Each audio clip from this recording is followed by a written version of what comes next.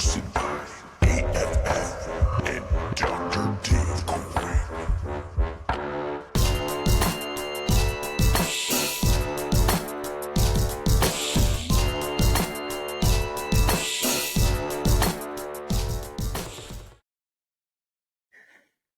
GM, welcome to Season 2 of the Undead Hour Show, Episode 16, with me, Dr. Dave Coyne. We have some amazing guests today from Clavi. Let me get my brother from another mother, A.F.F, my forever co-host, with me on the show, up on stage to say, hey, GM, mate, how are you? GM, how are you, Dr. Dave? Happy to be here. Good. Yeah, the sun is shining in London, which is a change. We've had a good 4 or 5 days, maybe even a week of it. I've been in shorts and loving it. How are things with you? It's still winter here. We had snow. It's still a little shitty, but the ice is slowly going away. We have a Arctic wind moving through right now. So I'm not wearing shorts yet, but I do long for those days. The motorcycles are calling me. It's almost time. Yeah, so close. Good. So close. You're touching cloth. So I feel the winter is soon come to an end because you and I usually mirror each other, even though we are opposite sides of the Atlantic. Yep. But it's good to see you, my friend. You as well. Thanks, Welcome man. back. Thank you. So today we'd love to introduce our very special guests, the team from Clavi. We have 1, 0, and Mychal with us today. How you doing, fellas? Doing great. Thanks so much for having us. Of course. Thank you, guys. Our pleasure. Thanks for coming on the show today, hanging with us. I've been a long-time admirer of Clavi, your luxury wallet, hardware wallet, and really excited to get into what you've been building, how you've been building, who the team members are, and on and on and on. Just thought maybe a good starting point would be for you guys to individually introduce yourselves so our listeners can get to know all three of you. Just before you do, if I could just say to people who are listening to follow the account on X, if you can also subscribe to our channel on YouTube and also on Spotify. Do some replies, do some comments because we love the engagement. Let's go. And let's hear from the guys in, do you think, numerical order? Why don't you give us a rundown of who you are and how you found each other? Absolutely. Yeah, sure. So numerical order, I guess 0 is first. So I go by 0 online. I'm not super active on social media. 1 has a little bit more influence, and Mychal has even more than that. These guys have a lovely voice. It's a pleasure to see online. So I am an aerospace engineer by trade. Didn't follow the path of aviation. It was a little bit excruciatingly boring in the long run. Lovely degree though. And long story short, I came to know and work with 1 a bit over 4 years ago, almost 5 years ago now. We got along super well. We're very frustrated with the space. I've been in the space since about 2015 in some shape or form myself, and was, let's say, dissatisfied over the years. Initially loved the offerings for security solutions, hardware wallets, that sort of thing back then, and I expected them all to evolve with the space. The space evolved so very rapidly, and I feel like it didn't. What I wanted is also to see a return of over-engineered solutions. I don't like that. Generally speaking, in the, let's say, the hardware technology space, there's this idea that's been instilled into us that when you buy something, you're going to need to replace it within a short couple of years. So there's a lot of those aspects being addressed with what we're doing now. Interesting. Brilliant. I can see being an aerospace engineer, that's where the beautiful engineering aspect came in, I guess. Yeah. I've sort of poured a lot of let's say personal taste into it, shaped and molded very much in tandem with 1. I'm sure he'll give you the background on him now. Yeah. Come on, give us the alpha. Give us the alpha 1. Yeah, so we go by 0 and 1, and I would say 0 is like the interior of the company and the product, and I go by the exterior of the company. I'm a 3D designer, and I've been in the space as well for quite a few years. I joined with heavy interest when the NFT wave started to, let's say, make a bit of noise. And 2020, so I was quite early because I saw in the NFT sort of like digital art recognition movement. I saw a really interesting way to address many problems, such as the royalties, bringing scarcity in the world of digital. I met Zero, and we wanted to work on a product together, and we were really frustrated with the current offering, which were let's say groundbreaking back in time. You take Ledger, you take most of the solution, they were truly impressive, but they didn't really evolve, and the user experience and the anxiety of managing money on USB sticks, let's say, increased over time. And if you spend a little bit of time in crypto, you know that centralized exchange are, not zero risk. So we wanted to work on a product that at first was really, let's say, security and, let's say, anxiety oriented, but it quickly moved into a luxurious product, and not luxury in, let's say, the definition of a bold statement. Like, we are not speaking about Supreme or Richard Mille. We speak more about the old definition of luxury. Think about Rolex in the early days. It's bringing achievements in terms of product, and basically you take care about the cost later. So there is two ways to do product. You can do a product, let's say, the mass market way, and we thought that we couldn't really do that because there is already established player, and you play the game of cheaper components, cheaper price, and capturing millions of people. And the way we decided to go is like, let's try to make the best product possible. So we know the market won't be the same, but we wanted to create something that addressed the major problem when it comes to security, user experience, but as well services, because many of the frustration of let's say hardware wallet user were coming from the service. You have to deal with a lack of support. You have to check FAQ if you need an answer, and you didn't really add an offer where people could just ask, "Hey, is this transaction is safe to let's say sign?" So that's how the idea was born, and it's really through iteration that the product became what it is. The shape evolved, the software evolved, and today it's almost a companion, because we like to think that hardware wallets are now becoming companions, because they come with hardware, software, and services. So even when you use Ledger, it's not like a simple hardware solution. It's like something that goes with you in your crypto journey. And that's just the, let's say, the selfish need of having a better solution in the market that pushed us to start working on that.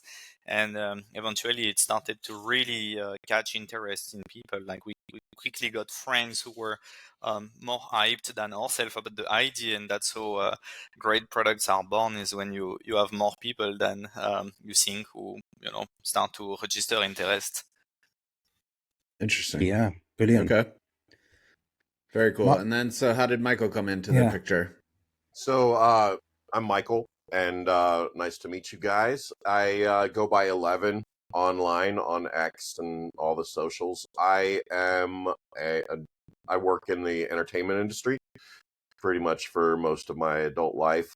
I made cartoons for Lionsgate as an animated film director. Before that, I worked on things like the X-Men franchise and Final Destination and things like that. We used to do the fun part of movies, of making little models and then blowing them up. So miniature model creation and Very pyro. cool. Yeah, That's the fun. Well, you speed just part literally of shouted thing- the other two. You boring stuff there. Mike's come out. Yeah, I'm in films. I'm in X-Men films. Yeah, well, it was Beavis and Butthead's dream job. Brilliant. We made stuff and then blew it up. It was a Nice. lot of fun. Love So it. that's where my love of building things came from the one to blowing them up. No, just kidding about that. But we connected because of our mutual love of clubs, basically, and that's kind of part of why, or one of the main reasons, maybe the main reason that I became an ape. I guess I've been an ape since 2021, since the beginning. Not since the very Amazing. beginning, but pretty close to the beginning. And but here in Hollywood, we have a bunch of clubs like that. But since I was in cartoons, and Walt Disney has always been a kind of role model for me, a hero icon, I spent a lot of time at a club which is actually inside Disneyland called Club 33, which out of all the clubs that I've gone to around the world, that's always been the one that is like the model. They just do it. They do club better than anything I've seen and elsewhere. So our conversation started around that. Like, why is this club so much better than other clubs like that we've all been to? And we started talking about, well, what if we were to really dig deep in that and kind of aspire to that? Like, what would that look like? And what do NFTs try to accomplish with their sense of club? And for better or worse, like, who does it better, who does it worse? Like, and so yeah, I guess it just came from this dream of like what a great club would be. And that conversation led to, hey, well, why don't we? This conversation seems to be happening every day and kind of a big part of our lives. And after a few months, we just decided to throw in together and work on it and actually try to achieve it. Brilliant. So Mike, you got an ape or mutant? I have an ape. I have the he's got the dirty smile. Start with the background color. That's what we want to know. Oh yeah, the green. I've got the green background color. Aqua? It's not blue. It's not aqua. Aqua? No, it's definitely not aqua. It's the. Oh, thank God. It's like the puke Oi, green. I mean, I was literally mouses over the kick button, thinking this guy's he's got to go. If he says aqua, he's gone. Thank God. Okay. I have the puke And you mean you got green. the army green? Yeah. Oh, it's army green. I Army green. usually go with puke green, but yeah, Army green. Absolutely, support the military. Good man. Let's Absolutely. Who else? 0 or 1? You got apes? Yeah, a bit too much. But honestly, we have to evolve. We go from monkey to human, so we wanted to symbolize a form of like common ground. Yeah. No, I think what seduced me in NFTs outside of the art was the community and club. Yeah, nothing like it. And honestly, it's something that truly inspired us for Clavi, and that's something you see in the luxury world that is taking more and more weight. As an example, if you own like some Audemars Piguet right now, they are opening coffee in Singapore as an example, or house, which is a sort of like a location where you can buy watch, but at the same time meet other collectors. They started to include more people buying on the secondary market, having digital certificates. So I think the NFT world truly changed luxury and the way people hang together. And at first, I wasn't a big fan of collectibles. I was more into the art. But when I saw the potential of having an internet club, I think it was very interesting. And let's be honest, one of the loudest voice in the space and the face of NFTs have been the monkeys. When people think about NFTs, they were thinking about Bored Ape. And it wasn't really out of passion, but more out of, looks like to be one of the best place to be if you want to join like a club. That's how we ended up with the monkeys. So you've got what? And I'm going to ask you the same question. Background color, please. The same than Mychal. I go with the army green. Okay. I mean, Okay. I'm going to do this. Just play this. No actors in the house. No actors in the house. Me and A.F.F are both orange backgrounds, top tier orange backgrounds. So, but yeah, glad to see apes. We're mutants, but you know we're all apes. And yeah, did you mint both of you, or do you bought them secondary, or how did you enter the club? I always take a very, very long time to do decision. So I joined when Don't we all? they dipped end 22. Mhm. And for me, it was an interesting moment to enter because they were somehow proving a little bit to the market a sort of like, let's say, resilience. So I prefer to buy things that have a little bit more chance of, surviving than aping on new mints. I barely minted new NFTs, and most of them were like scams or crap, or when I was really liking a project, it didn't turn into something expected. So I was more confident, entering the board ape this way. And I was a little bit involved with a few friends in Dubai to make the Dubai apes living. The main guy, Armin, was organizing, a bunch of like events, yacht parties. He even had at one point a penthouse and turned it into an ape house. So I think the community in Dubai was really interesting to own an ape. While if you were, let's say, owning another NFT, you couldn't really hang out with other people. While in Dubai, you had literally hundreds of people owning apes, and they were hanging out quite regularly. So that's as well a real life utility that was brought by the club, and that today we're bringing with Clavi. Right now, we do have a big partnership with private clubs in Singapore, a partnership with Mondoir Gallery in Dubai, which is the closest gallery to the Burj Khalifa. So we really try to bring a club dimension to the product. Club isn't really the word, but let's say a real life service and experience for let's say clients and collectors. Yeah, I mean we're big fans of the Dubai Apes. Obviously, Reader, he's a friend of mine. Raheem as well, Raheem Matab as well. Know him quite well.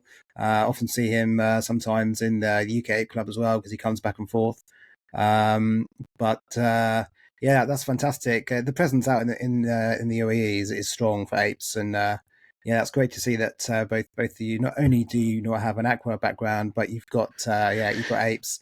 I think it's just Zero who's left to join the club. Is that right? Or do you have one as well? I have a couple of mutants, but like I have this problem. I have this tendency to watch and not really react in proper time, let's say. So actually, I said I joined the space around 2015. I'm giving you a bit of context here. I actually heard quite a lot about Bitcoin in 2012, 2013-ish. We all did, and then we didn't do anything about it. Yeah. 2011. And you see, I kept doing it. The people there are some clever people who make a mistake once and they learn from it. I'm not one of those people.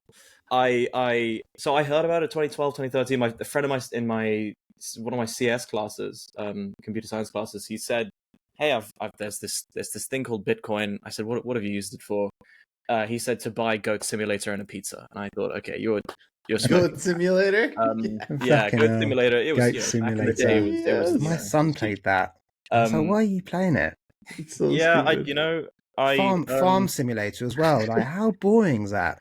Goat's a little different. Goat's he even showed worse. it to me. It's weird. Anyway, I'm not going to talk too much about Goat Simulator. That's don't know, I don't want to go down. Yeah, check it out on Microsoft's store. It took me till 2015 to read the Bitcoin white paper, and I thought I'd missed the boat. In 2015, a lot of people thought they'd missed the boat at any stage, really, from like 2012. I know I've heard people who to this day say, "I joined in 2012. I bought some Bitcoin back then. I even mined."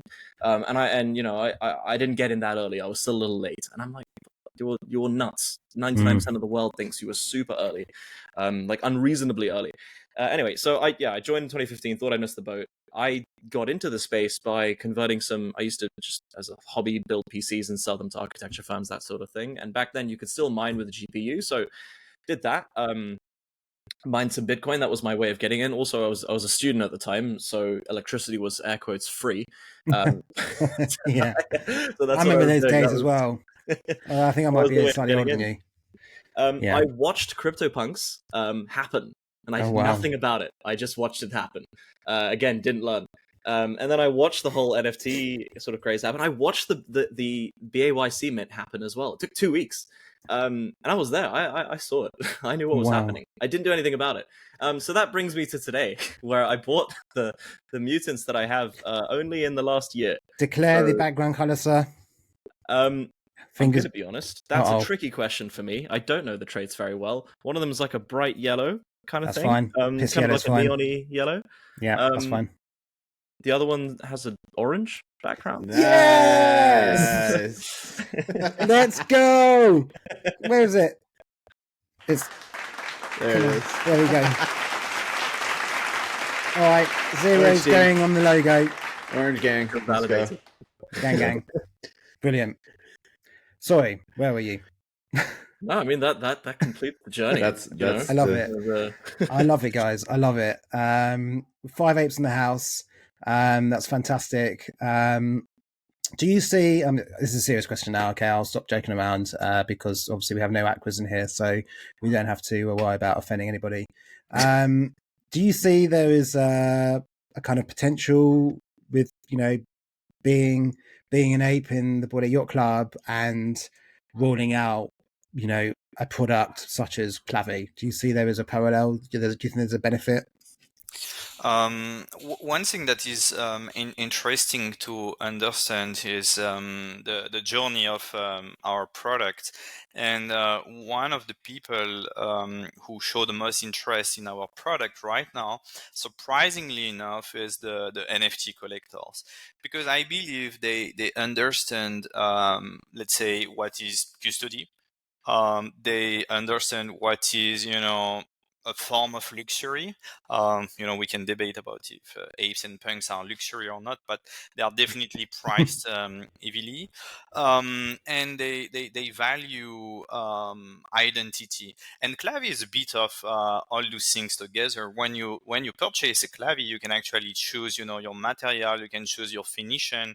We ask our clients some questions, and they always come with very personal stories. Like every of the Clavi that we sell right now, they are tailor-made for people. So we're a sort of like boutique where people don't make a choice for choosing a perk, but they try to find a meaning.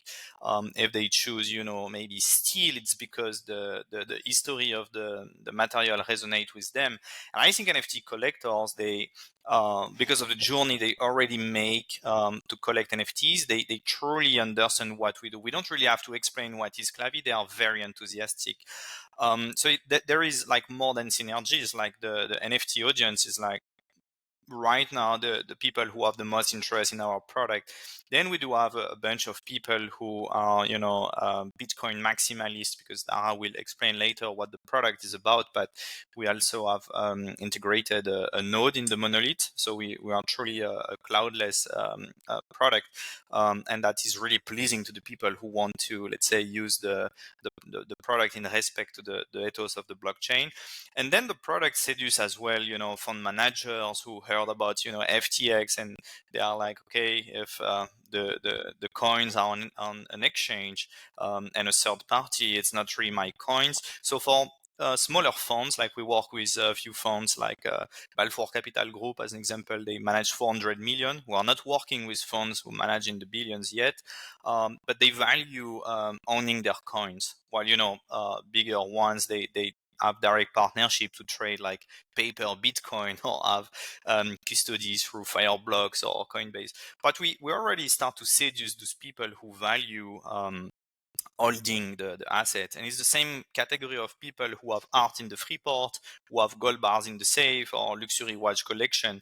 So I would say what's great with our product is that most people, they like our target, we don't really have to explain the value of self-custody because they already practice it, and we don't really have to explain what a collectible or a great product is because they already got it. So that's where the synergies are. It's more like this is the direct people, let's say, who are understanding the product. And over the long term, the vision will be to bring Clavi at a level that it's a little bit like, hey, you need to buy a phone if you want to surf the internet and do phone calls or send text.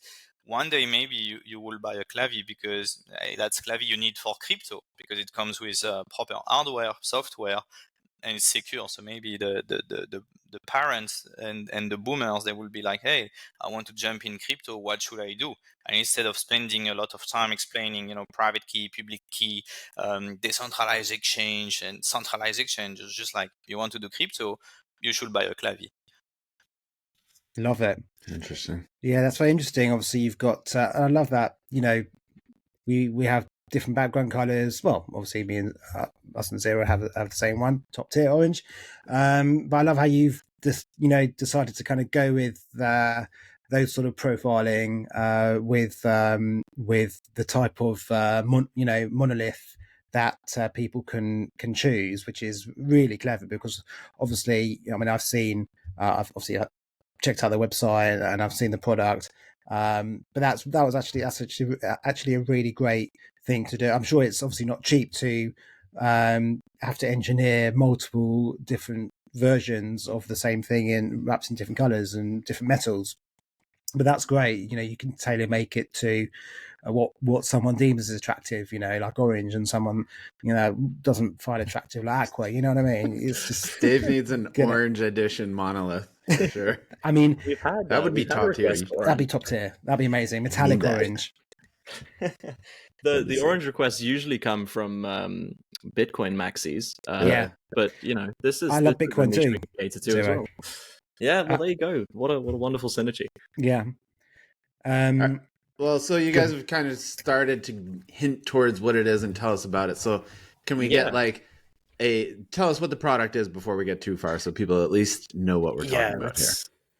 I apologise. My dog was scratching the door and it was about to come off its hinges, so I've had to let her in. Bring her in. Yeah. Powerful. Where's Roxy? Roxy shows over here. Roxy! Over here. Roxy, you want to say hi to everybody? Sorry. Come. We're going to say hi to the dog. Come on. Bring out the hellhound. Come on, Baba. Yeah. All right. Savage beast. Get ready for this. She's a hellhound. Look at her. Vicious. There we go. Oh, Roxy! Do you want to say something? Her. Hi, baby. I've really pivoted now the show. Very cute. Sorry, Clavi. That's a cute dog. Yeah. The cuteness has arrived. It's the cute factor. Yeah. You know what? If you wanted to license the IP of Roxy's face for a special dog version of Fur Clavi, trait. I would be cool with that. Clavi. Yeah.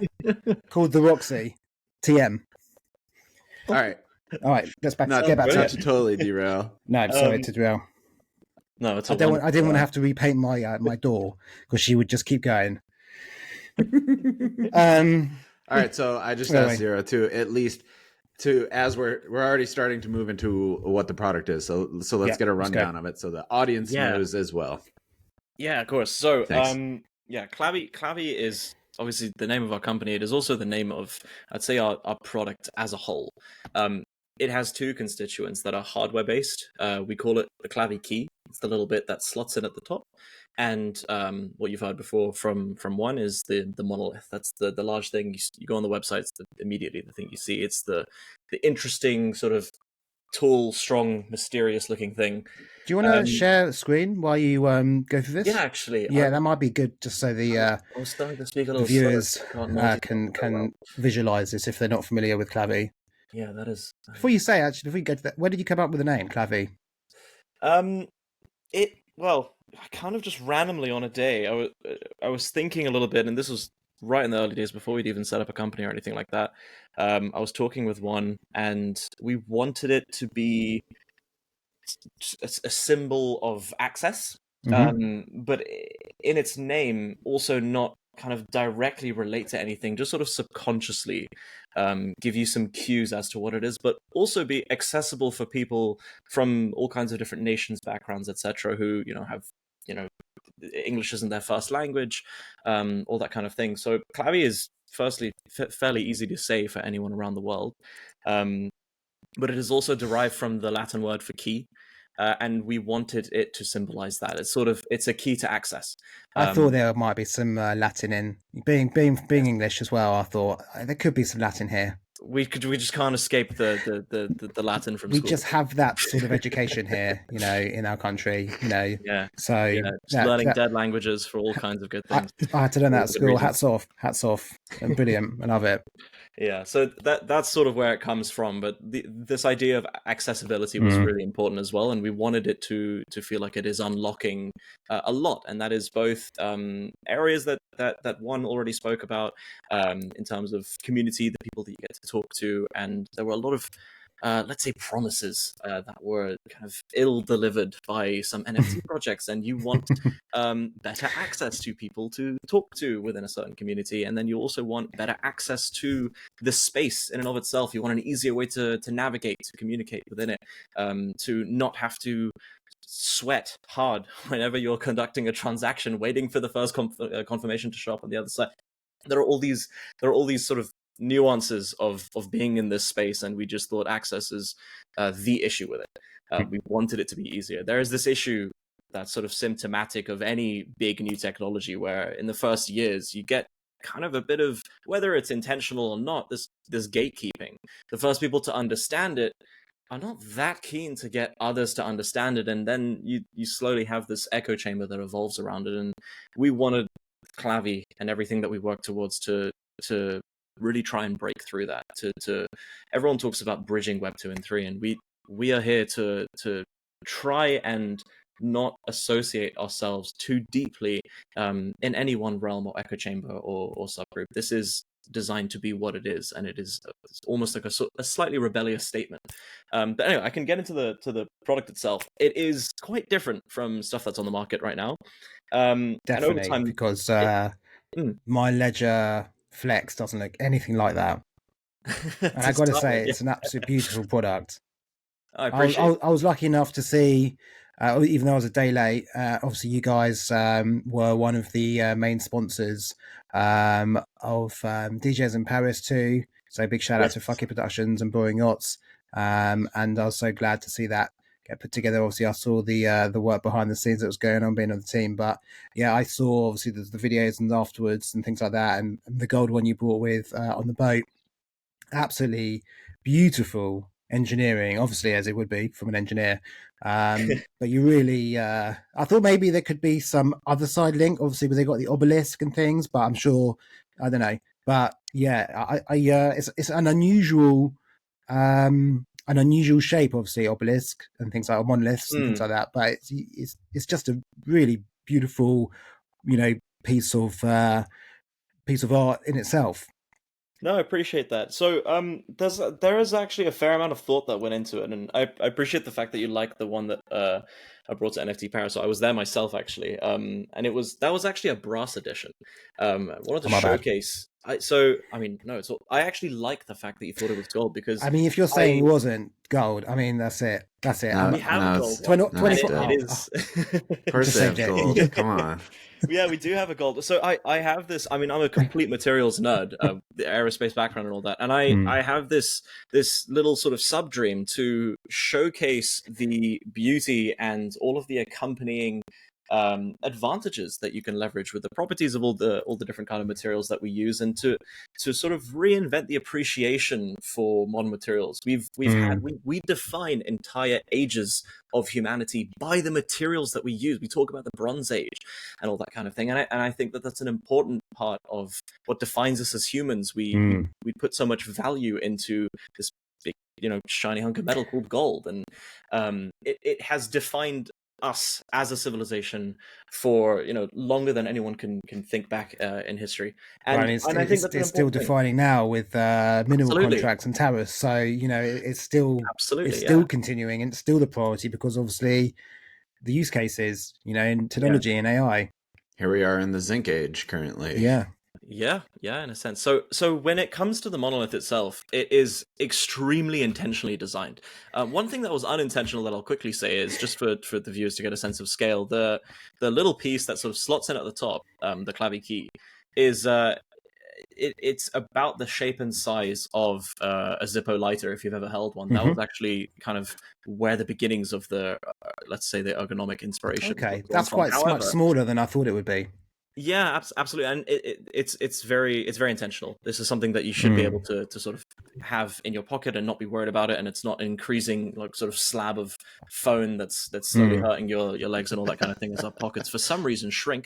I don't know why that's happening. But yeah, this is not supposed to be a hindrance or make you feel encumbered in any way. It is also, just because a lot of the viewers are going to be quite familiar, accidentally almost the exact same shape and size as a Trezor 1. However, ours is a lot heavier, and it's made of, well, a variety of different materials, but the main one will be made of 316L steel. It is a lovely grade of steel that is used in jewelry quite often, and our main device is fully made of 316L steel. So when I say that it is very intentional, it's for a few reasons. We want it to be a statement. We think that the devices that we use in this space, that we use to secure and interact with these incredibly valuable assets that we have on chain, whether that's just your cryptocurrency, your Bitcoin, your Ethereum, what have you, or these things that you've formed a very close personal connection with, which could be your apes, your mutants, what have you, your CryptoPunks. Those sort of start to transcend just, the sort of surface value, the dollar value that we put on them. And we felt that this should be reflected in the device that you interact with and use. And it should be somehow worthy of holding such an important set of things, and not something that you're kind of dreading using. Not to throw too much shade at like the existing products, but I still to this day dread using any one of them. I don't want to get out a little like flimsy looking USB stick kind of thing. That quote is going to go crazy if one day, but I don't. It's plain and simple. I don't want to use it. Anyone outside of this space, you show it to them, they're not going to think it's anything significant at all, and they won't know that it's potentially holding huge sum of value. Not that it should, but it should feel tangible and worthy to hold certain degrees of assets. Now, functionally speaking, there's a few more aspects to it as well. On the only two curved surfaces are on the back. They're big, they're sweeping, and there's a reason for it. I have this belief that there are a lot of people out there, famous architects actually of history, who said that form should only follow in the stead of function. Function should be the priority, and I think that that's just really lazy design. I think that's awful. I think that there is a way to elegantly design which can and should absolutely maximize both form and function. If something is built to be extremely functional, it can also be built to be beautiful, and there is no reason not to make something beautiful. And I think that the sort of stereotype of the engineer gets a bit of a bad rap, but it is also for good reason, because a lot of my classmates were like this. They just don't care how things look, and I really, really do care how things look, and it is why I get along so well with my co-founder Juan, who is a luxury designer. He's a veteran of the trade, so that's a sort of rare combination from two people. So that's what you're saying, is you've gone for like the Apple, not the Lenovo, basically. Yeah. In a sense, you could say there, and I say that because there's one thing that Apple are very guilty of doing as well, along with every other electronics company, and that is making you really feel like your thing that you've bought from them is useless in a very short space of time after you've bought it. Yes, I hate that's very that. true. I think it's awful. So one of the things that we're doing as well with our products is designing them, building them in a way that is very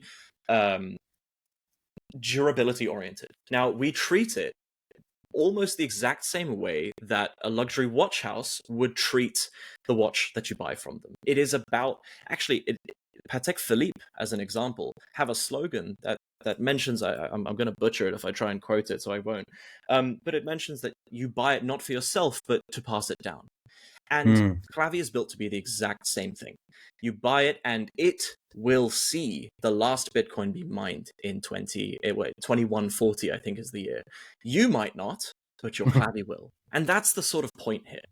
We treat these monoliths the exact same way, and you can send them in for a service cycle, and we will do exactly what a luxury watch house would do as well.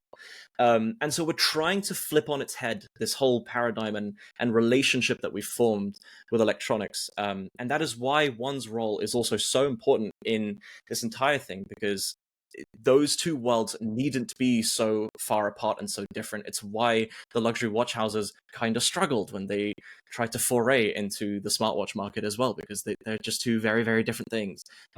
Apple, you mentioned, sort of elevated the Apple Watch quite a bit by having collaborations with brands like Hermes for the watches, for the watch strap, sorry. And you know, we've seen these sort of like little pokes and pries at finding the way from one world to the other, but we haven't really seen something that just breaks down the wall entirely, and this is what we believe would do. Yes, that's a good point. I mean, I've got an Apple Watch and I don't wear it. I'll always wear this, which is an Omega, because there's just something beautiful and timeless about a There was a craftsman lovely, there who cared about it. Yeah, it's another level. Whereas the Apple Watches are all off the same, factory line, whereas these are handmade, by horologists who know what they're doing, and they'll, tweak to perfect measurements, and yes, that's the majesty of it all. It's the care and it's the precision to craft, and that's the luxury side. Absolutely. An interesting thing about the sort of history, and this is sort of where my world and one's world kind of collide a little bit.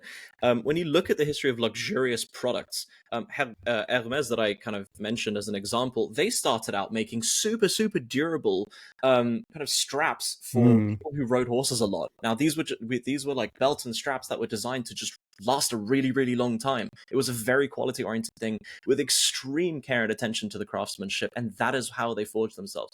Rolex, another example, the 1000 Gauss. It literally means 1,000 Gauss. It was designed for scientists to withstand the Gauss, the electromagnetic fields, and not throw the time off and maintain accuracy. And now it's just a really revered watch that a lot of people love. A lot of luxury products you'll find have their roots in this incredible care and attention to a very extreme kind of circumstance to make it somehow last or somehow kind of defy the odds and be durable in a way that shouldn't traditionally be possible. That's a really great way of putting it, because back to Omega, their Moonwatch. That's the reason why the Moonwatches are out. It's for exactly the same reason. Wally Schirra wore his own one back in, for the Mercury 5 back in 60 something, and came back down. His Omega was still keeping perfect time, and then NASA thought, right, let's test the Omega Professionals, the Speedmaster Professionals, and then the Moonwatch was born. And that's this is exactly how I guess developments happen. So what I can also sorry, did you have something to say? Yeah, absolutely. I wanted to speak as well about the external perspective from the product, because as you saw, Zero is really speaking about the engineering function, and every curve even will dissipate like a sexy woman. Exactly, but there is like some hole and almost. I like to this meme, about the left and right curve, because sometimes such obvious things that might appear like very unintelligent are actually what the consumer wants. We as well at the beginning of the project, before finding of all those shapes, we were like, we need to break the glass ceiling of Web3. And we know we'll have a great product the day our dads will actually be interested into buying the product. And we were like, fuck, that's a terrible challenge. I love that example. I can't see my dad getting any Bitcoin anytime soon, but I love the example. That's literally where the size comes from. And that's not even a joke. We're like, part of the user experience. It's the size, it's the weight, it's the reflection you see in the product. And that really makes sense if you hold a lot of value to have a sense of weight and a sense of size. And we realize that many people who are interested, or who even like pre-order the product, they say the size matter. Many people will say it won't, but actually it does. Just like for basic Science. user experience a reason. And there is another one. I know he will be mad, or maybe he will love if he listen to us. But we have one of our investor who is a little bit older, and he fucking has like the size of letters on his phone. They are so big. And I told Dara, yeah, I'm sure he likes Clavi because the screen is just so big, and we loved. But that's probably a reason why he's interested in Clavi. I just think there is a lot of people who just like don't have a great experience on small devices because it's just too small and inconvenient, and it doesn't feel accurate emotionally to hold millions on a USB stick. So I literally think there is a lot of like really obvious thinking into the making the device big. I literally think it's something a bunch of consumer want. They want to see the thing, they want to have the thing on the desk. And luxury is not always meant to be shared. Many people are confusing sometimes the product with something you will flex or put on Instagram. I won't tell them they don't have culture, but you can have a great piece of art on your office, which is just for you to enjoy and treat yourself nicely. It's the same with Clavi. You don't have to fucking do a tweet about it and display the amount of money you have. It's just something that is a companion. It's for you to enjoy it. And I think it's a we are certainly not recommending anyone to do that, especially with the recent criminal activities that have happened when people have done that. Don't flex your money. Yeah, don't flex online. I love the I love obviously the product and obviously you've got the detachment.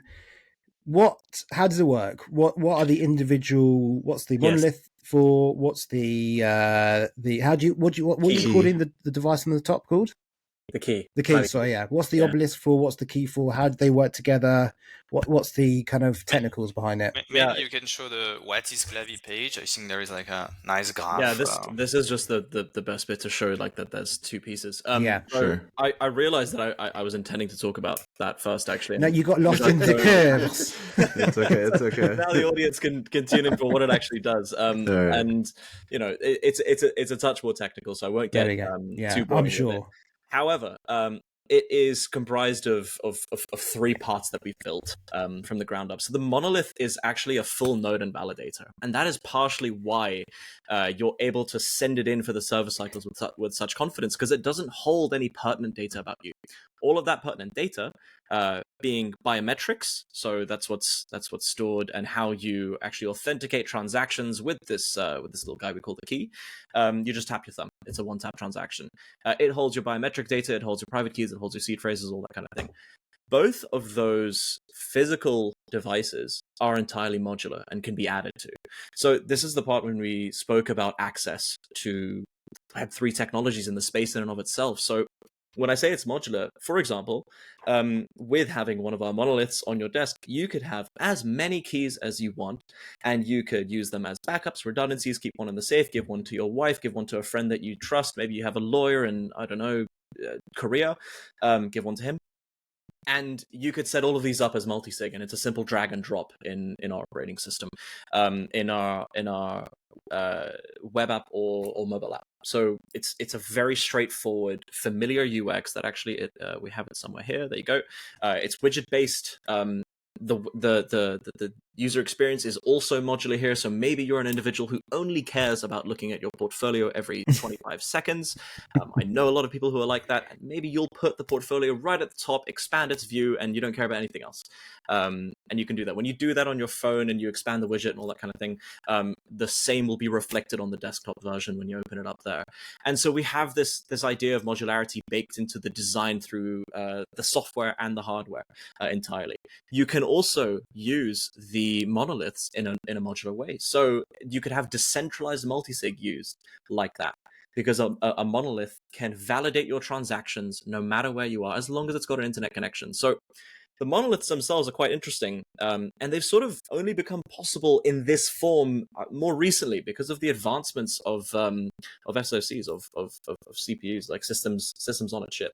Basically, processing power has gotten really cool, and importantly for us, very efficient.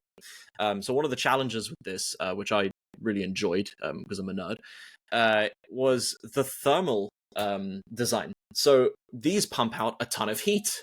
Heat is usually in computers dissipated with like fans and moving parts and all that kind of thing. Our devices are entirely passively cooled. So what you're seeing, this is the gold and the steel one that you see in one of our photos here, is basically a giant heatsink. We laminate electronics to the interior, and the thermal mass of all of that, that big hunk of steel or brass or any of the materials we use is just so big. And the surface area on the back is maximized with those curved surfaces that only exist on the back for that reason. So that it is able to fully passively cool itself as it syncs to the chain, and stays synced and validates your transactions and all that kind of thing. And that is what that is what Juan referred to earlier when he mentioned that we are basically the first solution that has tied all in one, the ability to have your private keys, to have full self-custody, but to also cloudlessly transact. I've mentioned this to a few technical individuals that I know, friends and that sort of thing, and they're like, why are you lying? And I say, actually, we have. It is a full node invalidator. And they're like, oh, but you need a ton of storage in that. I'm like, yep, we've got 8 terabytes. That's why it lasts so long. For Bitcoin, that's 153 years because that's set in stone. For Ethereum, it fluctuates. We have a pruned node for that. It's more or less the same as a full archival node. And it fulfills the functions that we want from it to give you this true sense of sovereignty. So if I go and set fire to these, unfortunately nowadays they've become more centralized, these facilities where they conduct the transactions, the validations, I could go set fire to all of those and you will be absolutely fine. Whereas with many of the other solutions on the market, there are some who I won't directly name, but I'm sure you and a lot of others will figure it out. They have their own air quotes in-house validator facilities as well. And that basically gives them access because they they sort of muscle you into using their suite, their software suite. And that then is able to dictate what validators you connect to and all that kind of thing. And you have to be quite technical to run your own node and all that kind of thing. And it's also not that rewarding because it taxes your machine. You need quite a powerful computer to all that kind of thing. And most people I know who know how to do that don't bother. And so this was sort of our way of trying to fulfill an altruistic view of the space as well. Like I said, we joined quite early, myself and one, 2015 to 2016, each of us. And a lot of us from that time, and still people who join today, love this idea of decentralization. And part of that needs to be also fulfilled by having more nodes out in the wild. Not in centralized facilities where you can go and they're more corruptible if it's all in one place. That's the whole point of decentralization. And so this is our way of getting a node into everyone's hands who obviously buys a monolith. And as an individual, maybe you're, let's say, an individual with multiple homes, or you're just you're a big company, you're a fund, you've got multiple offices, and you want to conduct multi-sig over a conference call. You can. You just buy multiple monoliths, have them in each of those offices, and you have to be within vicinity, basically within the room of a monolith to conduct a transaction with the key. And like I say, it's one tap. You're not going to be sitting there sort of tippity tapping your way through with the monolith. It's a big hunk of steel in the end of the day. You don't want to be picking it up, and that's the point. It shows what you want to see. It helps you verify the integrity of a transaction in tandem with the thing that you do want to use, because we're not crazy and we don't want to compete with these big companies like Apple and Samsung. They've earned the right to be in our pockets. We want to just use our phone to do things. So 99.9% of the time when you're interacting with a Clavi, you're actually just using your phone or computer, the thing that you want to be using. And then in the moment that you're transacting, that's where this thing that we've made is designed to be a companion. It kicks in and it says, hey, you're trying to transact. Here's what's going on. Tap your thumb to say yes. And that's it. And we use big screens and a great UX and a very over-engineered mindset to the whole thing to make it frictionless and easy. So that's the more technical spiel over. We've also designed our own OS. We call it Clavos. We're very happy with it because it sounds cool. But also it was important to build it because we have built from the ground up our own communication systems as well. So for instance, the keys communicate in a one-way stream wirelessly with the monolith. If you're using existing operating systems, there is one device out in the wild that basically just use like a sort of reskin version of Android. It's not good. The issue with that is that pretty much every operating system that you can build on right now is designed first and foremost for communication. Our computers, our phones, everything, the priority is communication. When it comes to security, that's not a good thing. So hence the need and the importance in building it up from the ground up ourselves to fulfill purely the purpose that we wanted it to fulfill. And so that's our way of trying to remove more or less every attack surface that's been exploited. And the main one really has been the communication from you through your cold wallet device to validators, all that kind of thing. Even recently with the Bybit hack, I mean that's a pretty can of worms to open up as well. Yeah. It was the communication with a smart contract that had been corrupted as well. And there's all kinds of opinions online, and there's a lot of ways and in a lot of different approaches people say it could be prevented. But in essence, in our view, the main attack surface that tends to get exploited is just through these moments of communication. And then beyond that, what happened to privacy? Why did so many of us say goodbye to this idea of privacy? NFTs reignited that somewhat. And I really like that it did. It stopped this idea of having to know or care who the person is behind the PFP, to like their opinions, to like their take on the space, to like what they're saying, to interact with them. And I really enjoy that. And that, again, is one of the wonderful overlaps between myself and one. And that is something that we wanted to also further. So this is also a way of maintaining a great deal of privacy should you choose to do that. Like you said, you shouldn't have to flex your wealth, but you can do it anonymously. Have it associated with a PFP. No one will know where you are. No one will know who you are. You could be anywhere in the world and it doesn't matter. And I think that that's a wonderful way to use a technology to sort of help further humanity itself and the way that we communicate with others. It's building on top of these aspects that Web3 has enabled, but let's say are experiencing growth pains in our view. And how does the key and the monolith communicate? Is it by Bluetooth or how does it work? Yes, so we've basically re-engineered a Bluetooth system to work in one direction after the initial generation. So the initial generation involves actually a similar system, I think, to what Trezor might have used. Basically, not all of the seed is generated on the key. It's done in a sort of random fraction, partially on the key and partially on the monolith at generation, and then on the monolith it's held only in RAM essentially. So you maintain a pretty great deal of security through that, and that's a system that we built on ourselves. And we're still in a somewhat early stage, so we have our MVPs, our prototypes, and they're working very well, and our systems are working well. And now we've gone beyond that. Actually, to answer your question quickly, I realized I was about to go on a tangent.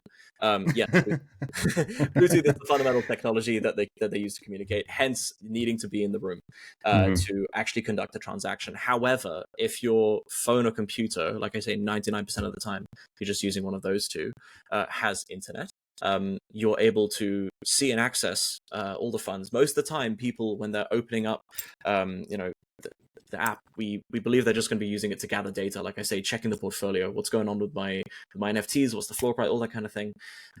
Maybe I want to transact, then you get out the key and you tap, as long as you're in range of the monolith, and they're sort of always ready to go. They're your kind of companion for that. Because the seed phrase isn't fully stored on the key, if you lose it, you can just, I guess, like you said, you can drag it out of the authorization on the UI and it just becomes dumb, or... So the system that we've got here has enabled quite a few things. Firstly, we actually don't use phrases. You can generate a seed phrase if you want, but we see them as a single point of failure, which is actually kind of a problem in the space. So our system is designed to sort of somewhat suggest to you that you should have multiple keys. You should keep one in maybe your safe, in a safe place. If you lose the key, you're not too worried. You've got a backup for it. And it's got your thumbprint stored in it as well. And, you've set them up and all that kind of thing. And or let's say very extreme scenario that we have been asked about an alarming amount of times, actually, sort of gun to the head scenario, SWAT team broken into my home, or like a mafia SWAT team or something like that. And they've got guns to my head. What do I do? Well, you've got options. We've engineered it so that the key, which has a small multi-touch screen on it, can accept a gesture input. So let's say 2 swipes down and one swipe to the left, something like that. It's totally up to you. It's basically a kill switch, makes it completely useless on the spot. We're also playing with decoy systems. We're not the first to do this. Actually, we're not the first to do a lot of these things that I've spoken about. We're just the first to sort of combine them all in an intuitive way. And so we're playing with decoy systems as well. So maybe you actually do want to transact. Final thing to mention, we've also played with systems where you have sequential authority using the keys. So let's say you've got 5 Clavi keys. You can set them up so that each one of them is able to transact up to 20% of the funds within a given wallet, within a given portfolio, or something like that. And with our system as well, you can generate as many wallets as you like.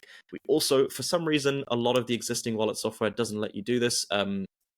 When you generate a new wallet, you can choose to generate that with a new seed entirely. So right now, when you make new wallets, let's say within the software wallet that we're all familiar with, MetaMask, they're all tied to the same seed.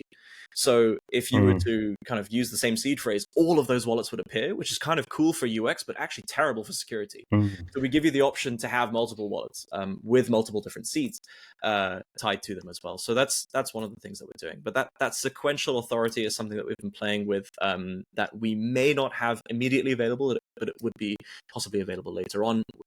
Nothing would have to change with the hardware or anything like that. It's just a case of absolutely making sure it's airtight with security. And you're able to add and remove keys as you go. Say a significant other becomes somewhat less significant in your life. Could you close that key off and get a new one? Yes, you are able to do that.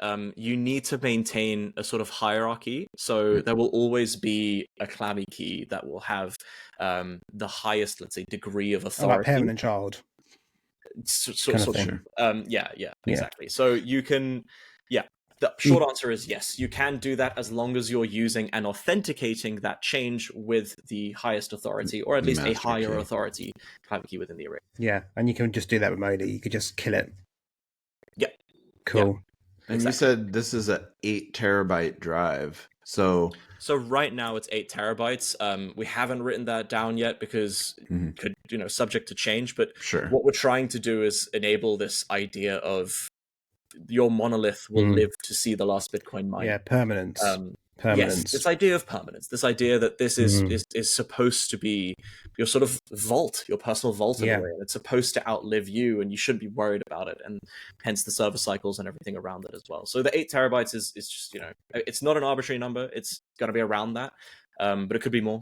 My question was going to be like, is that suitable for institutional use as well, or is this like a private use scenario? Yes. So institutions, we've actually been approached by a few, and some want to use these in very different ways to how we initially imagined. And we had these first conversations almost 2 years ago now. There was a transport company, very big transport company, who transport minerals, iron and that sort of thing around the world, and they wanted to use our devices, our monoliths and keys, to purely track the transports, not for moving wealth around the world or anything like that. And so they actually were already using blockchain. They had built their own kind of system, their own chain, their own network, and they said, well, can your things run it? Short answer in most of the cases is yes for us. And so that has sort of unlocked a whole realm of possibilities for institutional use for transacting data a lot more securely, which is a really important thing for enterprises who have to transact across the world when they're settling the books. At the end of the day, of course, you're moving money, but you're also moving information that you don't really want leaking or anything like that. So there's a whole realm of possibilities for institutions using our devices that was unlocked by this just core system that we use, that also treats data like one of the assets that you have. So like, in addition to being able to build out a custom monolith in the fit or finish that you like, you also have the ability to sort of tailor build out the OS for what their use case is? I wouldn't say tailor build out the OS. It wouldn't really need a significant degree of changes. The OS is there to sort of remove the attack surfaces and function with the relationship between the monolith and the key and your phone and your computer. And Clavi Hub, we call it, is the application that you use. in the way it's supposed to. But the short answer is also yes to that, in that we would work with them to help engineer the software and make it work in a way that is best suitable to them. It sort of depends on the client. And like I say, we're also somewhat still early, so we pride ourselves on having a very personal relationship with all of our clients right now. So whether you're an individual, the individuals who've joined us, and I'm sure Max will share his screen in a moment to talk about him. We've had a PhD, what is it, neuro.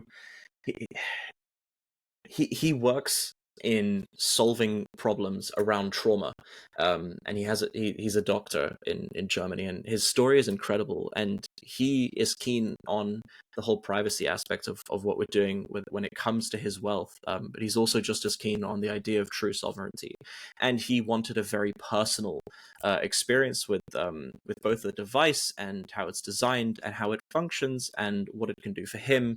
But he is a more, let's say, traditional client of ours as an individual who has a wife that he does trust, and friends that he does trust, and he wants to give them Clavi keys to be able to transact, and he wants to leverage that idea of true decentralization to be able to sort of use multisig and transact across the globe. So he is also looking to have multiple of our monoliths as well, and definitely wants multiple of our keys for that purpose too.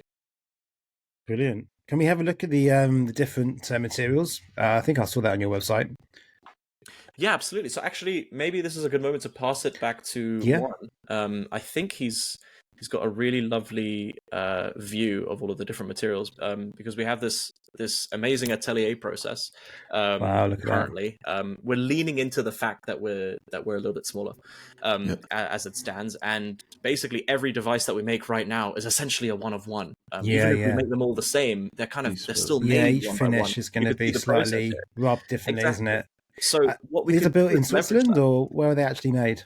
Yes, yeah, they're built in Switzerland. In Switzerland, the definition of built in Switzerland is, for yourselves to know and also for viewers to know, has been bent quite a bit. Right now, it's defined as if the most expensive components in a given item or device have been made in Switzerland, then it is made in Switzerland. But for, let's say, certain watch makes, you can have the most expensive component made there and then have the rest of them made somewhere else, that is really good at building things with very precise means, etc., like China, and then import them over.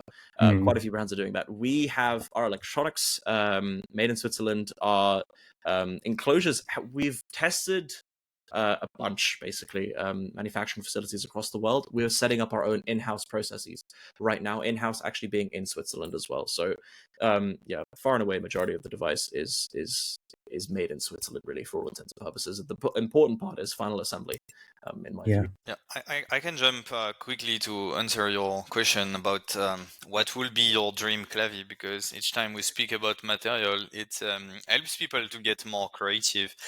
And the reason we do as well one devices is because hardware is a bitch.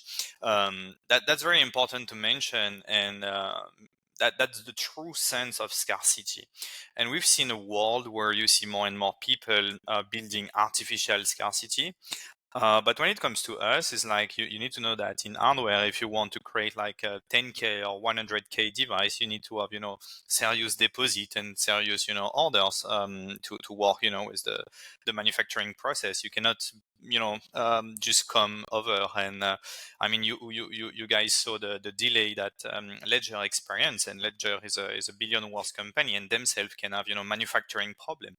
So the reason as well we do one is to master our scalability and make sure that every client get the proper experience they do. That is creating true scarcity, but this isn't like artificial scarcity like you have in some watchmaker who are, creating, fake waiting list, or NFTs. NFTs were like literally the most guilty, being like, hey, you need to be whitelist, there is only 10K. But bro, this is like, the demand is fake. At Clavi, the demand is real because we have literally right now, based on our scale constraint, to produce more. And so what we do is taking care of each client. And in terms of material, we do have multiple of them. And we also have clients who come with crazy demands. So there is two parts in Clavi. There is the part of people, who want steel, they want, aluminium. And on top of that, you work with finishing, matte finishing, mirror polish finishing. But you do have the crazy people who come with, what they have in mind. And Can only imagine gems and diamonds covered in. even more complex than that, because it's truly making a hard time for the engineer, designer, and the whole team. So we do have one of our investors who is very interested into getting a Clavi with a traditional Japanese technique, which consists of adding inks and little eggshells. It's beautiful. Wow. Very expensive, but because of the heat, it's creating a lot of problem. So what we're doing right now, and why we started to work with Mychal, and he's going to explain a little bit more about his role, but we do have those absolute, top tier, real luxury people who want to have a device that is, the limit is their imagination. And that's where we need to work, going out of the boundary and solve the challenge of, how do we respect the wish of the client using this special technique, but at the same time, how we change maybe a little bit the shape or the material, so it doesn't fuck up the wallet. You don't want to be making scrambled eggs when you're using your wallet, do you? Right, exactly. So yeah, I will let Mychal explain a little bit more about the real craft that is currently being born at Clavi, and how we're going to over time transition to maybe a more mass-produced device, but keep this cabinet of creating one device for people who demand the best.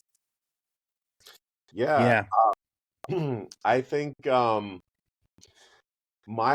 if I had to sort of pinpoint my my role, I guess I'm sort of like a translator to the normie community. So I guess I'm a bit of a nerd in the crypto community. I get into the nerdy side of things as well. I'm a hobbyist programmer, and animation kind of crosses over with a bit of technology as well. But craftsmanship has always been a big love of mine. I think generally just sort of having my like 1 foot in that world and 1 foot in the Hollywood world.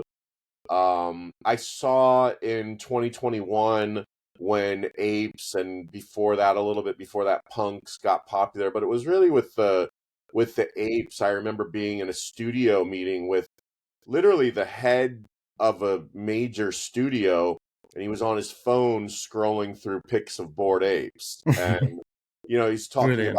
about the budgets of like $200 million movies and distribution strategies and whatnot. So that was kind of overwhelming, I guess. It was a bit absurd, but it was obviously great as an ape owner to see something like that. But I'm kind of known in my circle of friends in Hollywood as like the guy who knows maybe a little bit more about crypto than your typical producer or actor or director. And I just remember in 2021, it was like, why would you buy a punk? Why would you buy an ape? And just not really having I guess a paragraph answer to that. It was more like, well, it's just kind of what they do. It's what we do. It's the thing to do. And I always kind of explain things in that way, that it's just the thing to do. And I call that suitability. We talk about like utility in crypto a lot, and it's we have kind of these words like utility. What is that? Does that mean we're going to pay our electric bill or other utilities through this? Like it's kind of a word that doesn't make sense to people outside of the crypto universe. So I use a somewhat different terms: suitability, collectability, and membership. And I think those things all kind of it's like different sides of the same coin. It'd be a strange coin with 3 sides, but you have someone asking like, why would you buy an ape? and if it's not immediately clear, which it can be, I think it makes sense because I had one. Well, I have one, and my other friend has one, and he has. Oh, well, that's just the thing you do. But when I was talking about Clavi and having a monolith on your desk and on your $50,000 desk in your CEO's office, it was like, well, yeah, that's just how you do it. Like, first of all, are you going to get into crypto? You have to make that decision. Are you going to put a substantial amount of your wealth into crypto? If you're going to do that, if you believe in the investment, then it's like you're sitting at your $50,000 desk, on Sunset Boulevard or whatever, probably more Santa Monica or Wilshire Avenue of the Stars. If you're sitting at your desk there, does it make sense to have a $100 plastic trinket holding your millions of dollars in crypto, or does it make sense to have something that kind of matches the stature, what you stature. do? Like, it's not even a status thing. It's just like you wouldn't put a Ming vase in a Food for Less shopping bag. You know, you would probably wrap it up in some so that was easier for me to explain. It was like, why would you have this device, this monolith that costs several $1,000s? And it's like, well, it's just the thing you do. It's just like if you have a few $100s in investments in crypto on Robinhood or something like that, then yeah, don't worry about it. But if you're seriously thinking about crypto as a means of financial storage of wealth, then it just that's just the thing you do. And then so how that suitability kind of relates to the collectability and the membership. So once it's sort of you agree that just makes more sense, then it's like, okay, well, then let's get one. Well, they're not that many of them. So then it becomes a bit collectible, and also there's the membership thing. So there's it's not that we're trying to create a demand for it. It's just we're just a few people. Like we are limited by the time and for output for how many can be created. I mean, they're made by hand, so there's not an unlimited supply of them. It's not something that's engineered into the product. Like, let's make a demand here. It's just it takes time. It's made to order, essentially. Like, what's that? It's made to order.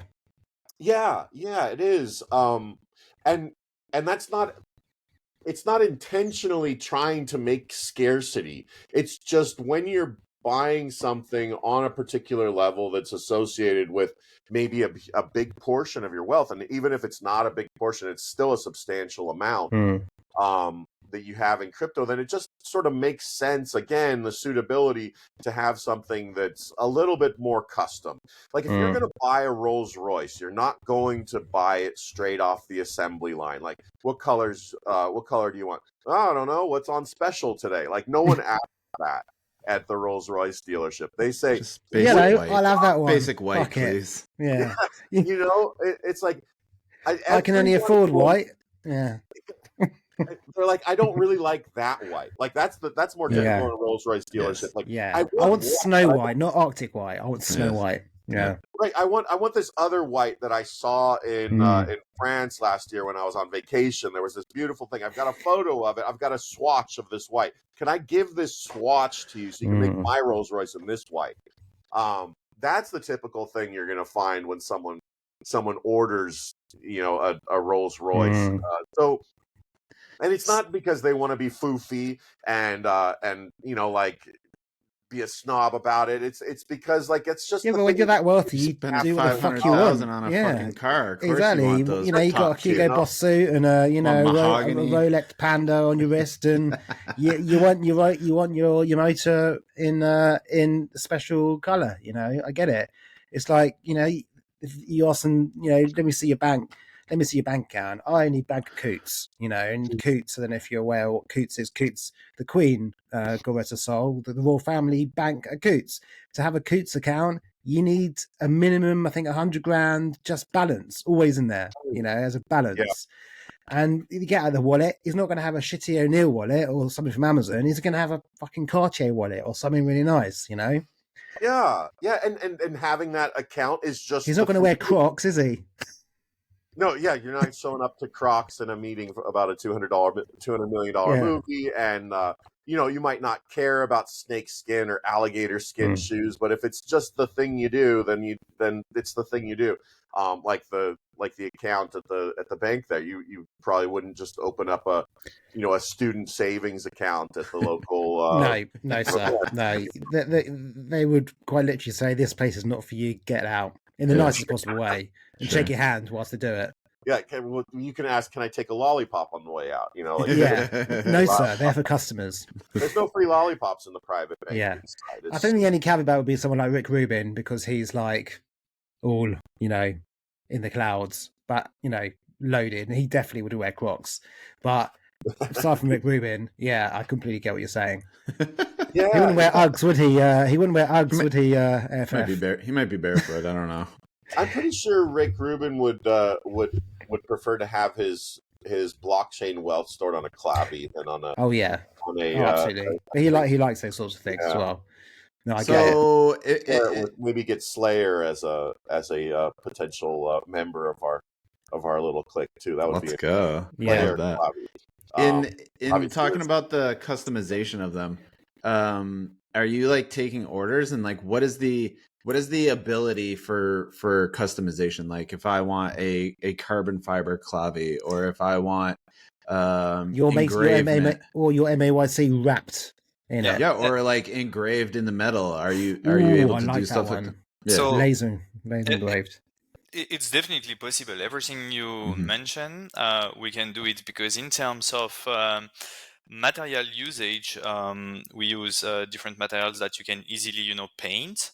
So let's say the challenge of adding a color is definitely doable, and right now you do have multiple ways as well to do engraving, especially laser engraving, which is very precise. So we can definitely on the side of the wallet engrave your ape, your company logo, the name of your wife, hoping you want what? That's bad luck. Don't do it. Don't do that. No way. I mean, unless it, it has an NDA on there at the same time that she signed. That's engraved with it, with a drop of blood. That's where the thumbprint goes. Yeah, that's blood. Now the real challenge comes really from this crazy demand. Carbon definitely doable. Wrapping, painting, or doing laser engraving, or even manual engraving are doable. The real challenging ask we have are more, people who want to use like traditional, method. I had to have a friend who's crazy. He was like, "Hey, can you make my Clavi with the open mechanism like you have in open work watch?" So an open case back. Yeah, and that's I love that. Truly challenging ask. That's nice. If that's just like material, colors, and engraving, that's simple. But sometimes we do have like really, really special demand, and they are in. Yeah, they want a skeleton. Yeah, they want a skeleton. That would be magnificent to see that. Dust. Can you share your screen with just some of the stock ones you've done, the different materials? The best way for people to look, I can actually share my screen, and people can check on the website, is to follow us on Instagram and Twitter. Do you want to drop the? Do you want to just mention those links, and I'll make sure they get added. But if you want to say what those links are, please feel free to share all your accounts. If you see my screen right now, we can just look at the video, and this one is the bronze with the raw finish. What's interesting with the raw finish is that you see a sort of like life to the material. They weren't mirror polish, so you have this natural pattern. Who by design will be different for every client. We also Just display. actually, sorry, one. We're just waiting for the. Is anyone else seeing the bronze? No, I think. it's No, not yet. screen Right. appears to be loading. I'm just, not sure. just if wondering that's... if we're going to have the same issue that we had before we No, just because, live, and one just disappears. He's broken it again. There we go. Nice. Oh. Dave. Because on my side it was displaying. So can you see the video? Yeah. at Now the we can time? see it. Yeah. Okay. Yep. So you see it. It has already The a live. Dubai police are listening in. That's why No, they want to purchase. they want it. They want to purchase immediately. So look at this one is in bronze with this very like raw finish. We also have display in 33. That's lovely. That one with the one actually just above that in the yes on the left. So this one is like gold plated. Oh yes, That's a full 24 karat gold on 316L steel on the beautiful. left. Yeah. That's the Rolls driver there who banks at Coots. That's right there. Yeah. And this one is like a steel. Beautiful. Can you just pop up a little bit? Yeah, the trippy one, the trippy color one. This one? Ooh. Yes, please. Yeah. So this is not like that's painting. Lovely. This is the screen. So the front of Clavi is a screen, and you can basically display anything you want. So okay, so it's like you can a screensaver as well. You can put on. Yeah, exactly. It's not meant to be like a point of interaction. So that's why you do have a mirror finish on the screen. It's more meant, to display the balance or what you're doing. It's made of gloss. It's a mirror finish, so it's like exactly like your phone. It's just like more reflective. Yeah. It's a bit like those super high end kind of futuristic looking smart mirrors that you might have seen. So sure. Okay. It's off. You don't even realize it's a display. That's kind of what we wanted for it, because it's not meant to be a main point of interaction, but it is meant to supplement you with information when and if you need it, and otherwise just look pretty. Yeah, and this one, as an example, is aluminium. So you do have a matte finish with mirror polish edge. And that's very interesting because some of our clients, they want like matte finish because you actually do not see the fingerprints. We do have like some psycho guys, they don't want like the fingerprints. And on the opposite side of the coin, like I have a gold Clavi on my desk right now. And I just love the fact you see the life, you see the fingerprint, the scratch, and it gets more life the more you're using. Which one of you three is the model in there? Can you repeat the question? Which one of you three is the model in there in that photo? It's me. It's you. It's Zero. What watch are you wearing? I was gonna say he's just trying to zoom in on your watch over here. It's a Submariner date. Oh, good man, lovely, beautiful. Yo, I see a Mega Mutant edition. I just saw you scroll by some serum. Oh, nice. That one is a fun story. So that's a special edition we wanted to show to Adam Weitzman. Oh yes, beautiful. Dara met him in New York actually, and he have like this mega demon. So, wow. Are you? Last question I'll ask about materials because I could do this all day. Of course, you're also made by apes as well. I just saw that. Yes. Congratulations, that's fantastic. We should have said that at the beginning, but I'd forgotten about that. Yeah, that's amazing. You guys have an early number too. I think it's like 105. Oh yeah, super early. If I can jump in real quick, because I think one was referring to, he was asking about if I could share a little bit about what we're doing as far as the craftsmanship goes, that might not specifically be about exclusively materials. So obviously Zero as a aerospace engineer knows more about materials than any of us, and when it comes to something like that, we can go down that rabbit hole, but there are other things, and like with the Rolls-Royce, that would be well, obviously they use different materials and so on, but there's also just like the way those materials are placed and the design of it. So we're actually allowing customers to work with us in a collaborative way to design the Clavi beyond just the materials. And we've chosen, because we're all big fans of traditional Japanese craftsmanship, kind of as an influence or as a model, just the different styles of craftsmanship around the world, specifically in Japan. So, and it's not to say that we're going to start including Japanese washi paper or something, like we're going to use these or porcelain or something like that. Ooh, Like the lacquerware gold fusing. wouldn't work well with the heat specifications. Sure. But just we can be influenced by the way that they craft these objects, and they have been in craft objects for thousands, for at least 1,000 years. And so how would that work? Like being influenced by Japanese prints and just rather than just like slapping on a logo or something, like what would with the Japanese idea of balance and design, like how would that affect the overall design of your Clavi? And so when we work with someone who's interested in something more than just the base model, that's the conversation that we start.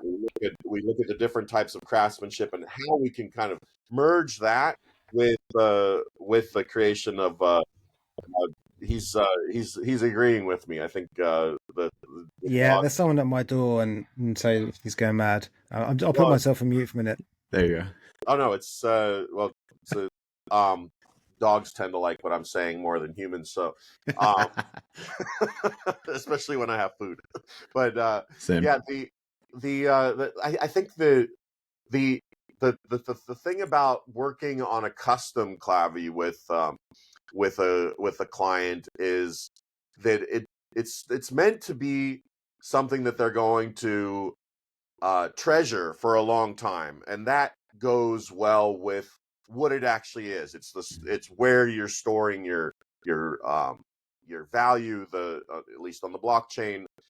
It's how you're storing it, and so this should connect with the idea of something that's very valuable, not just in a financial way, but in a so craftsmanship is kind of like the language of our soul.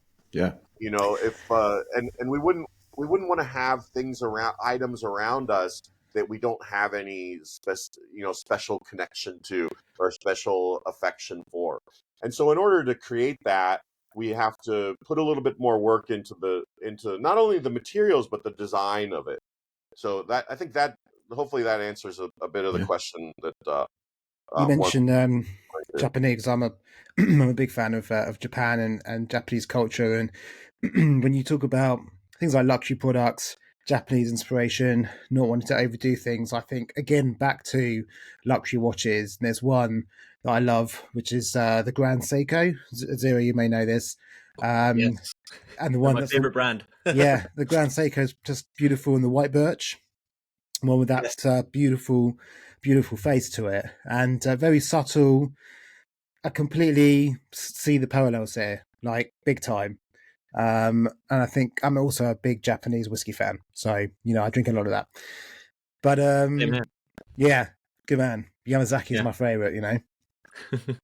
So yeah, I love I love these parallels that you're doing to make, like you said, custom 101s. I'm sure at some point you might want to do some more mainstream, one versions, but for people who because I like to know how, this question as well. If I wanted one, how would I be able to get one?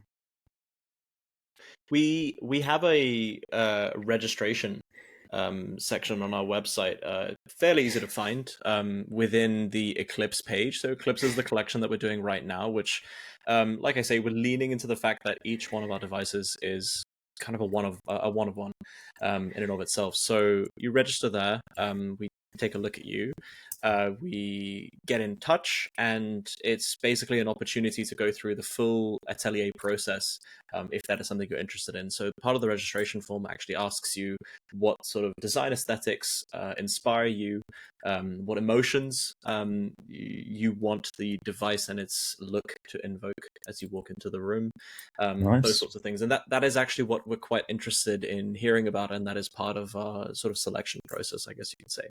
And then you kind of quote separately, individually. Yeah. Yeah, exactly. It's a one by one basis because, like one mentioned earlier, that people have all kinds of wacky requests. I mean, there was someone who said, "Can you totally redesign the monolith to look like a Batmobile?" And you know what? This is something I am starting to slightly pride myself on. The answer will never be no. Yeah. Did you do This it? is what it takes. Did you This is do what it?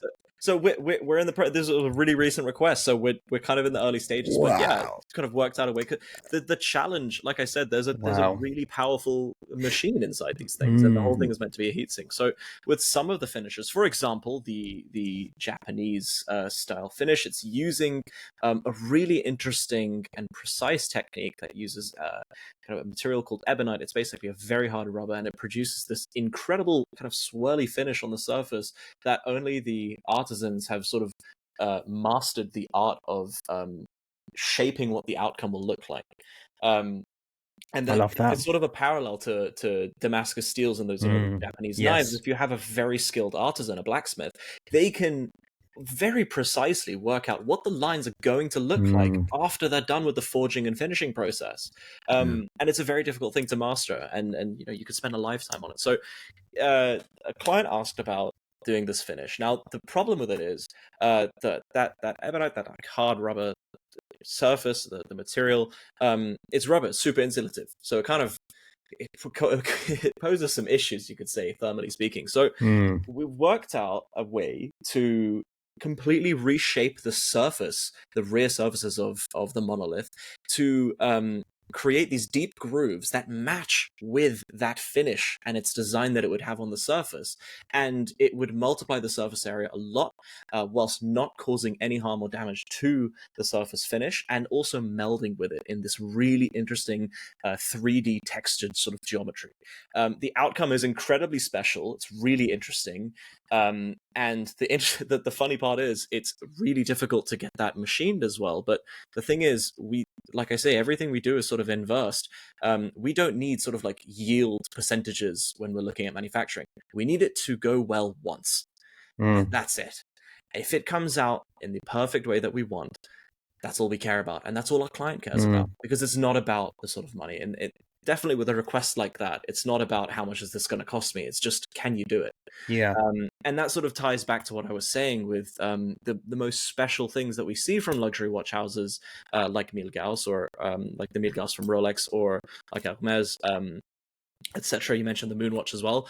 They come from these really interesting, niche, special, difficult to achieve requests, and I think that's a wonderful part of it as well. Another example I can mention, just to sort of expand the imagination, I guess, in a different way, in a different realm, is one of the institutions that we were speaking to, sort of akin to a transportation company.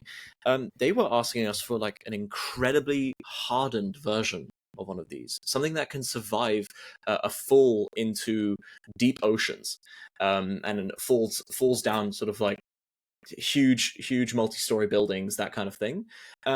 Again, the answer was yes, it would have to be heavily redesigned. We can work it out. And they asked for all kinds of like bespoke features like GPS tracking, and you could kind of say it's like a war edition device. Again, the answer was yes. We can work it out. We can do it in some shape or form. So, you know, we have all of this going on, and for as long as we're doing these on a sort of one by one basis, we will always be saying yes to those kind of people. So right now we're in a position where the answer is, if you have some vague sense of an imagination, the answer is yes. Very cool. Brilliant. Yeah, I was thinking of one just now. I'm trying to look up. There's a famous luxury watch. I think you and Isaiah were going to do some connecting about horology offline, but there's so it's not Bell and Ross. It's another one. I can't remember who, but they actually make the if you have super luminova for the glow on your watches, but they make it out of like tritium, or formerly that back in the day was tritium. I'm so sorry, she's going nuts. I've got a bloody child who keeps prank knocking on me. That's why she's going mental. Junior? Yeah, Junior? So yeah, no, it's not. No, But yeah, so imagine you could do superluminova or at least tritium that's encased in, the gas and the glass, so you don't die of radiation poisoning whilst looking at your millions of tritium, of if I'm crypto. not wrong, is the one that doesn't need a source of light to maintain its glow. That's right, yeah. Yeah, absolutely. I think like Breitling, Longines, Panerai, a few of those. Yeah, I have two watches. One that's an old military watch for CWC, Cabot Watch Company, and it does have an original dial from the 90s that actually has tritium on it, because obviously you see it with have the T, because that's back in the day. Lovely. That's all that was available before superluminova, because people, especially they used to call them the tritium girls, all their fingers would be black and falling off because when they're doing on the watch manufacturing, they didn't realize that actually they're getting radiation poisoning from tritium. So tritium then changed to luminova eventually. But yeah, imagine you could do, superluminova or something like that all around it. Yeah, So I'm absolutely. just having visuals here. So yeah, I almost selfishly want you to come and do that with us, because I yeah, work on something like that. Yep. let's do it. Let's do it. Just 1 second. I've got to shout out. Hang on. One thing. You didn't mute. Oh, no, it didn't mute. Sorry. Oh man, I'm gonna quote that and use that forever. Yes. Yeah, I make didn't it click make the it a button. meme. New Yeah. sound clip. New sound clip. Yes. When you thought you were muting, that made that so good. That made it awesome. Now you know how I scream at home. I thought it was going to be worse, honestly. So I love it. This is super cool. I come from a motorcycle building background, so like the ability to build out bespoke one-offs with custom materials speaks to me. This is like my heritage. I'm into bikes.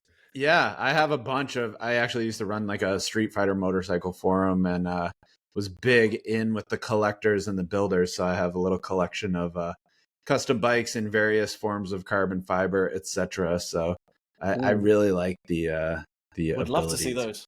Yeah, man, we'll have to link up for sure. I this is a past life of mine, a previous business venture, but Street Fighters and custom sport bikes were a major passion of mine. Used to put out a magazine and all types of stuff. So yeah, this is amazing. Right up my alley.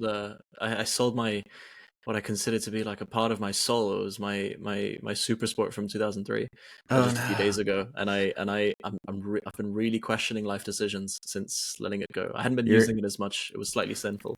Yeah, but you got to have them around just to look at them. Yeah. Sounds like you might need a custom in your future. I think I do. It's not a smart idea in London, though. No. I know some people over there. Happy to help you. Let me know. Yeah. Very cool. Sounds good. Yeah. I love it. All the similar interests colliding amongst one specific focus, the Clavi. Very interested, you guys. I wasn't quite aware of the scope of everything you're doing. To me, I was like, okay, another ledger. Why is it fancy? Before I started to look into it. But you're really building this whole suite where it's an experience. Like you're like to tap into the philosophy or the psychology behind luxury to implement within this. Totally makes sense. I love it in this space. And I hope to see it do very well. I think you guys are really onto something. So this is cool. Exciting. Thank you for sharing this with us today. Yeah, I'm a bit of a watch collector. I've got a few nice ones, and I've got quite a few that are really nice, but they're micro brands, but they're beautifully manufactured and precision, and especially Swiss watches. And I love this parallel with the luxury watch market and this luxury wallet. Well, it's not even. It's so much more than just a wallet. And I love how you've combined it with your passion for engineering and materials, and this it's a beautifully crafted piece of art, and you've really poured all your technical skills, even just talk about the software version, which is brilliant as well. The technicals are just fantastic, and then you've managed to marry this up with this fluidity and this uniqueness and premium materials and anything is possible attitude as well, which makes it more than just a luxury product. It really makes it very unique and bespoke and personal to each person.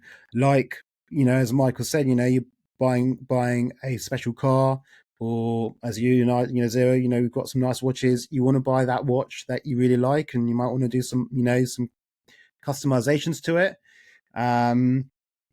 Hats off, guys. I absolutely love it. And just want to say thank you for coming today and hanging with us and really taking us and everyone who will be listening and watching on a deep dive. And wish you guys huge success, and can't wait to see these more out there. Before we sign off, is there anything in the roadmap we can look to see coming from you guys? You got some plans coming out, event attendance, new products, etc.? So most of the time, what we do at Clavi is curating our own experience. So we do have a full-time, partnership and at 33 Club in Singapore. So anytime there, can go, they can see the Clavi, they can hang out. Same anyone in the UAE with Mondoir Gallery. And we as well sponsor and support multiple events, especially around the apes community. So we've been in Singapore, we've been in the UAE, Paris. Probably I would say what people could expect anytime soon is just like have great experiences with Clavi. And our roadmap right now is just like, keep focusing on the Eclipse edition, because this is truly the foundation of the product for anyone listening to us. We just do like a bespoke device. So we are still at the stage where we do have to select our clients. So we really take time to, study who, can get into Clavi. And it's not because, again, we want to create scarcity. It's just because we cannot produce more. And later on, we're going to evolve into this company who will, provide more to people. So it's really the foundation of the company being built right now. And every of the Eclipse customer is, part of the history. But we really try to look into people who purchase the product for the good reason. Which, if I do a parallel for NFTs, I think NFT crashed big time because many people purchase for the wrong reason. If I try to sell you a Ferrari and you don't need one or you won't enjoy one, you will have a terrible experience because maybe you spend too much money, maybe you don't like driving, maybe the maintenance cost will be terrible. And I think the problem is that too much product, especially in the crypto, were pushed in the hands of people who really didn't needed them. So our goal at Clavi right now is focus on people who want the Clavi. We are not using any FOMO technique, or we are not trying to push sales on people, because the most damaging thing that could happen to our company is literally someone, let's say, FOMOing into Clavi because he likes, the prestige and the flex, and then maybe that will be too much money for him, or maybe he will expect, Clavi to be magical and attract a beautiful woman. It doesn't? She loves the curves. She loves the curves too, So that's really the focus of our company right now, is working with the good people. Cool. Amazing. Awesome. Well, for everyone listening, you can check out Clavi on X at Clavi_AG. Check out their website, clavi.io, and on Instagram at clavi.io. And that's all the channels that you can go and explore this beautiful product and maybe put in your own request via the contact form. Guys, 10, Mychal, I want to say thank you very, very much for coming on today. It's been a brilliant episode. Really loved getting to know all three of you and also Clavi and the product itself. Hope to, for you guys to come back, some months time and see where you guys are, and can't wait to maybe go out for a few beers with you, Zero, with the UK club. So I think I might speak to you afterwards, get you in there, and so we can hang out at the next event. But for me, I just want to say, fantastic and good luck with everything. Yeah, thanks so much. Let's definitely do that. Really appreciate you guys having us on as well. It's been a pleasure. Absolutely. Yes, very nice to meet you guys. Of course. Thanks for coming, guys. We will link up after. Very nice to meet you all. Happy to be club members with you. And thanks for tuning in to the Undead Hour. We look forward to seeing the special Undead Hour edition Clavi. It's going to be lit. That logo is going to be crazy. In perfect orange as well. So obviously. They won't be able to sell any aquas because they won't make any aquas. That's how they're going to differentiate themselves. It has anti-aqua hardware. Not even allowed. That's not even on the product map. You've been listening to the Undead Hour Show, Season 2, Episode 16, with me, Dr. Dave, and my boy... A.F.F. And the boys at Clavi. We'll see you soon. Take care of yourself and each other. Have a lovely weekend. And I'll see you on the other side. Thanks for tuning in.